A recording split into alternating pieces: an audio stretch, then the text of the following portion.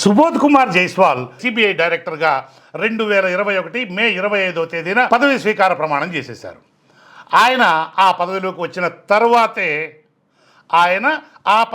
వచ్చిన తర్వాతే వివేకా కేసులో మొట్టమొదటి ఛార్జ్షీట్ను అప్పటి అదనపు ఎస్పీ రామ్ సింగ్ నేతృత్వంలో సిబిఐ దాఖలు చేసింది. మరో 20 నెలలకు మూడవది చివరిది అయినటువంటి ఛార్జ్షీట్ను దాఖలు చేసింది. చివరి ఛార్జ్షీట్ దాఖలు చేయడానికి 2-3 నెలల ముందు సుప్రీంకోర్టు ఆయనను వివేకా కేసు నుంచి తప్పించిన కొత్తగా ఆయన స్థానంలో వచ్చినటువంటి వారెవరు గతంలోని పంథాను కొనసాగిస్తారే తప్ప మళ్ళీ కొత్త కోణం నుంచి రెడ్డొచ్చి మొదలాడన్నట్లుగా దర్యాప్తు చేసేటువంటి ఆలోచన చెయ్యరు. వివేకా కేసులోనూ అదే జరిగి ఉండేందుకు అవకాశం ఉంది. చివరి నిమిషంలో రామ్ సింగ్ ను దర్యాప్తు నుంచి తప్పించడం కూడా వ్యూహాత్మకమే అయ్యుండేటువంటి అవకాశాలను కూడా కొట్టిపారేయలేము.